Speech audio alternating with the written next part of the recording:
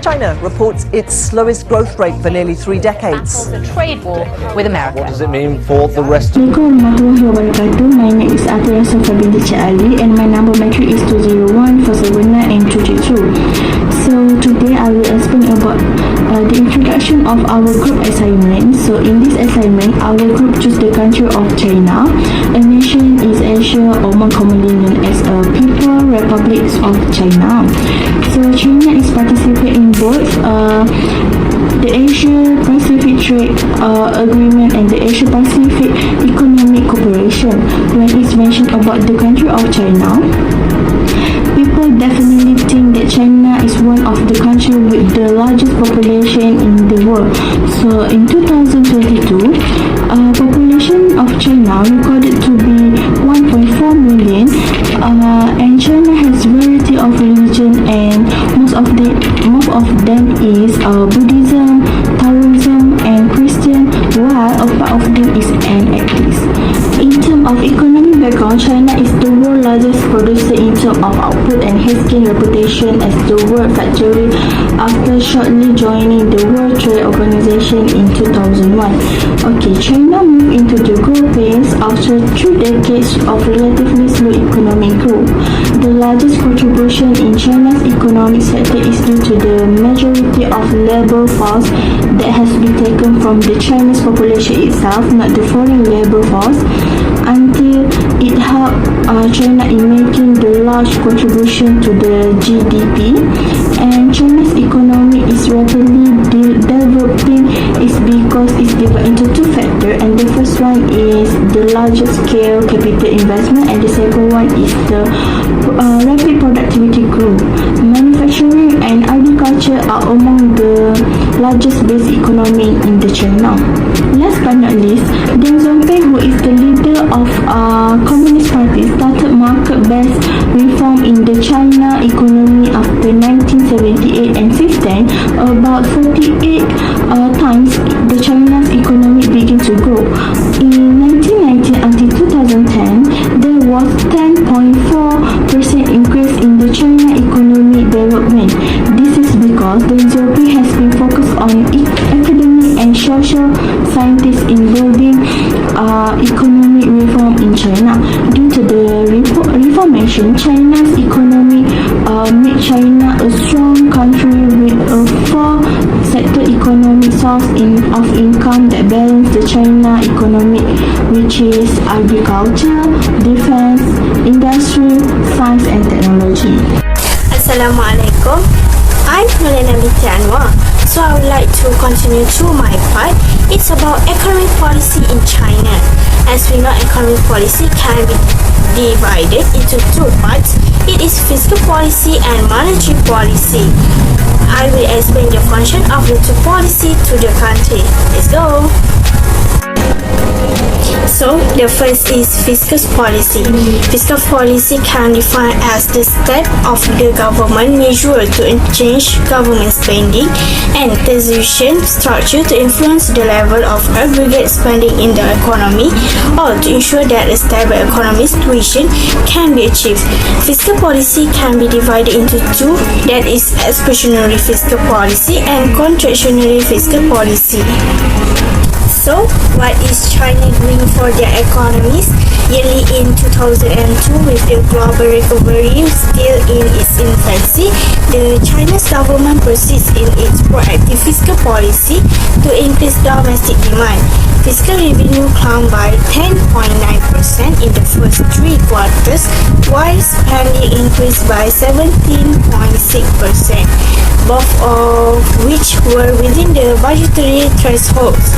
There is minimal possibility for additional fiscal deficit reduction due to the sluggish revenue and rising expenditure.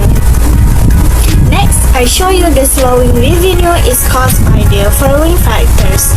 The first is customs tariff were reduced from 15.3% to 12% in line with China WTO commitment, and the impact of lowering the securities stamp tax rate become increasingly evident in 2002. The last one is the banking and insurance business tax, was further lowered by 1 percentage point in 2002. Furthermore, the increase in expenditure in China is caused by the following factors. Firstly, continued investment in projects funded by government bonds, Western region development and technical innovation. Secondly, more resources are directed to social safety. Next, and also wage increases for civil servants. Lastly, increased investment in agriculture, science and education. The Chinese government is aware of the implicit fiscal liabilities brought on by the restructuring of state-owned enterprise, the underfunded pension system and the non-performing loans in the banking sector, while also paying close attention to the explicit risk posed by the rise in the fiscal deficit and public debt. By adopting a medium-term budgetary framework and encouraging numerous change, including the reorganization of the financial system, the state-owned companies, and the social safety net, efforts will be made to address the medium-term fiscal concern. We firmly think that continuous economic growth, steady revenue growth, and public confidence in the government all serve as strong foundation for China's medium-term budgetary sustainability. Next, we go to monetary policy in China. Monetary policy is the policy carried out by the government to the central bank to influence economic stability by controlling the supply of money in the economy and changing market interest rates. Monetary policy implemented by the Central Bank of China, it is People's Bank of China, PBOC. Monetary policy is also divided into two, namely expansionary monetary policy and constitutionary monetary policy. The People's Bank of China, PBOC, has been pursuing sound monetary policy while fostering policy effectiveness since the beginning of 2002. Improvement has been made to the entire policy, tools and procedure. China's wide and narrow money expanded by 16.5% and 15.9% respectively in the year leading up to September 2002. China's base money has constantly expanded and the position of its financial institution are still sufficient. The base money of the central bank was RMB 3.97 trillion at the end of September 2002, showing an annual growth rate of 11.1% and an acceleration of 3.4 percentage points from the previous year. Financial institution average excess reserve ratio was 4.9%, which indicates a strong position and liquidity. The amount of loans made by China's financial institution has increased quickly, and the structure and standard of those loans have improved. Comparatively, renminbi loans issued by all financial institutions, including foreign ones, climbed by 14.2%, accelerating from 2001 by 2.6 percentage points and representing the strongest expansion since March 2001. In the light of the current situation at home and abroad, the PBOC will use monetary policy instruments in a flexible manner to adjust money supply appropriately and maintain reasonable growth in credit aggregates. Next, promote the reform of the interest rate mechanism and bring interest rate into full play in adjustment of the demand and supply of funds, as well as in the optimization of resource allocation. Furthermore, improve the incentive applying to lending and corporate governance of commercial banks and improve the RMB exchange rate formation system under the precondition of preserving the stability of the RMB exchange rate. Inflation is defined as a persistent and sustained increase in economic aggregate or average price level of goods and services. It implies an increase in the cost of living, which reduces purchasing power. Basically, it is a situation in which the aggregate demand exceeds the aggregate supply.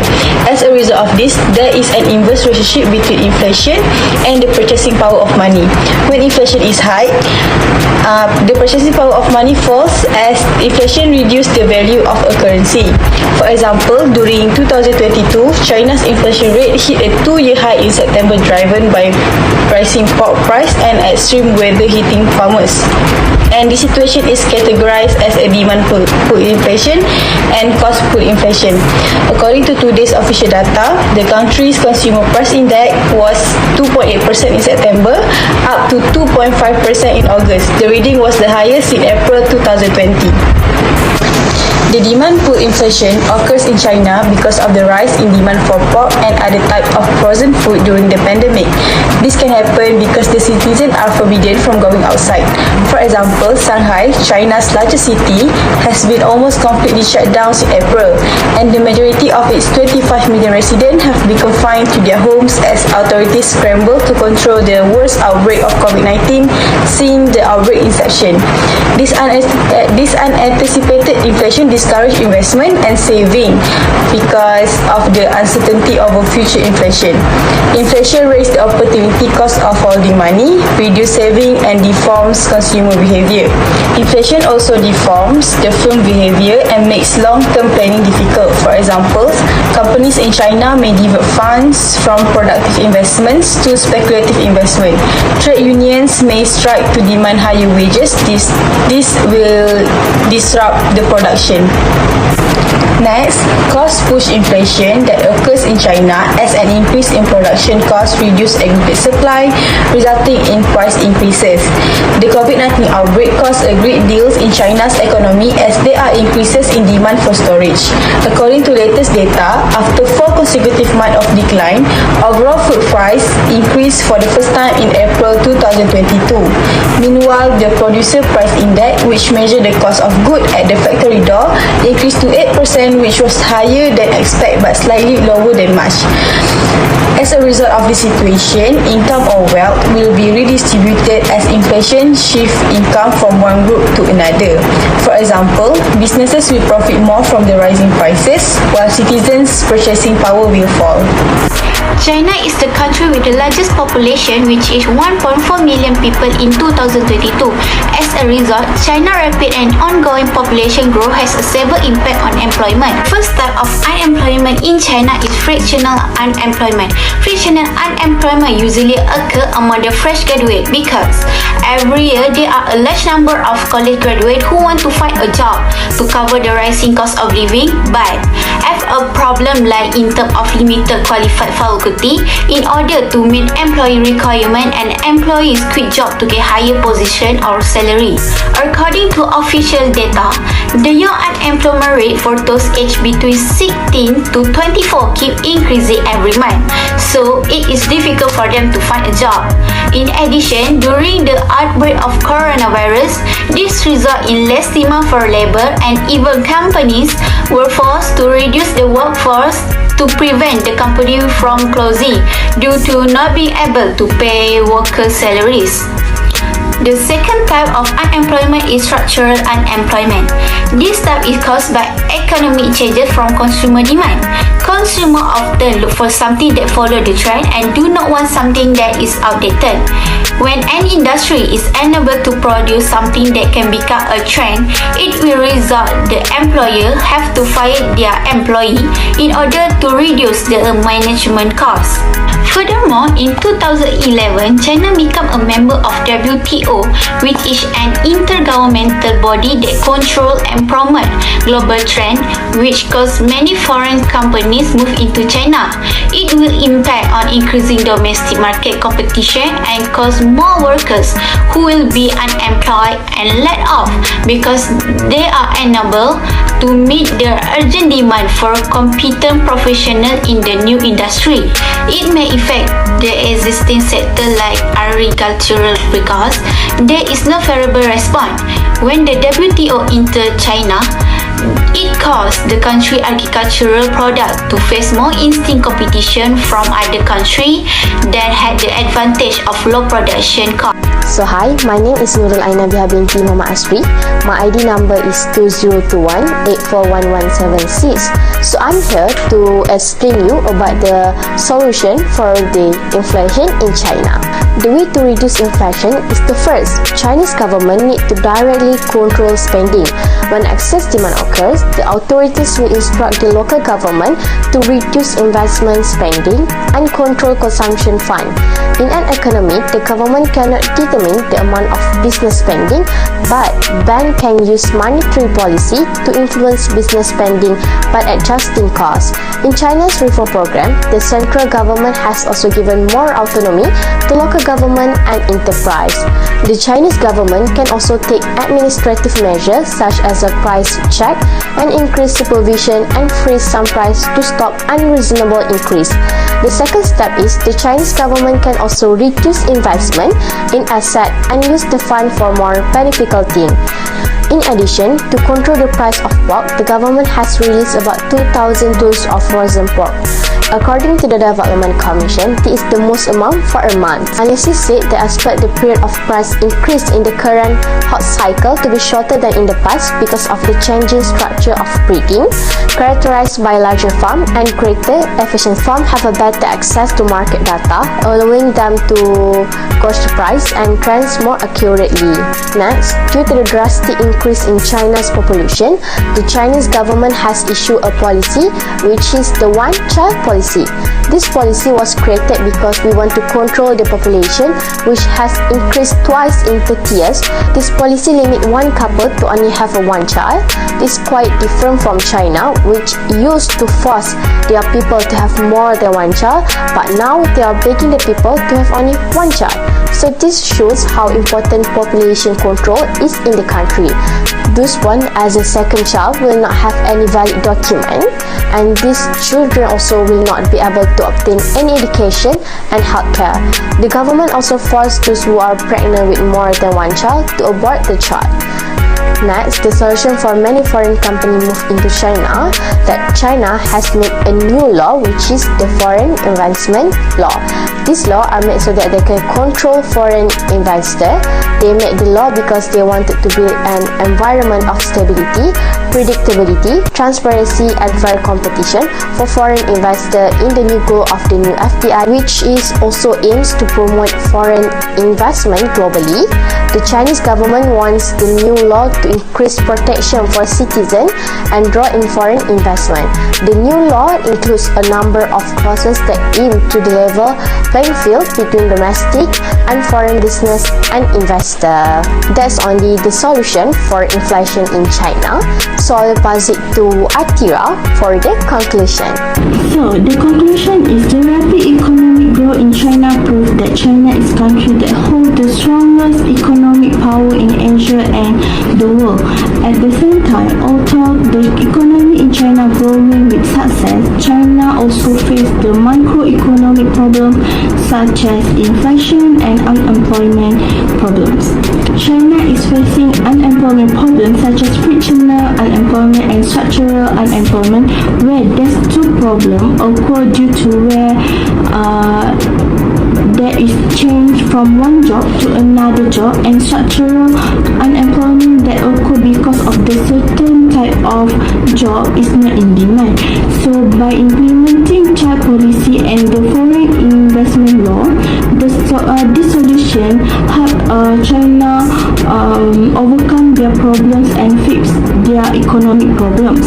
China's progress in controlling the economy has been proven in Malaysia local article on 1 March 2002 by Sina Harian, where China's economy reached 73 trillion and maintained its position as the second largest economy in the world.